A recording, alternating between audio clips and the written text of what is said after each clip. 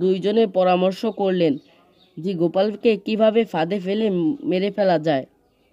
তখনই তাদের মনে পড়ে মহারাজের বাড়ি সিন্ধুকে একটা হাড় লুকানো আছে, সেইটা গোটা আর ভটাকে দিয়ে চুরি করায়। চুরি করানোর পূর্বে গোপাল সেই জায়গায় উপস্থিত ছিল, কিন্তু গোপাল বুঝতেও পারেনি যে হাড়টা চুরি হয়েছে এবং গোপাল সেই রাজ্যে ফেঁসে যায় যে হাড়টা ওই চুরি করেছে। তখন মহারাজ কোনো কিছু জিজ্ঞাসা না করে তাকে ফাঁসির আদেশ দেয়। ফাঁসির 2 দিন আগে গোপাল একটা বুদ্ধি করে, সেই বুদ্ধি আপনাদের আমি পরে বলবো। ফাঁসির দিন চলে আসে। গোপাল সবার সাথে দেখা করে তারপর ফাঁসির মঞ্চে গেল।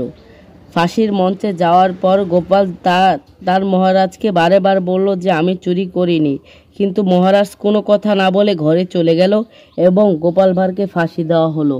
যদি গল্পটি ভালো লেগে থাকে একটা লাইক, সাবস্ক্রাইব, কমেন্ট করেন। ধন্যবাদ।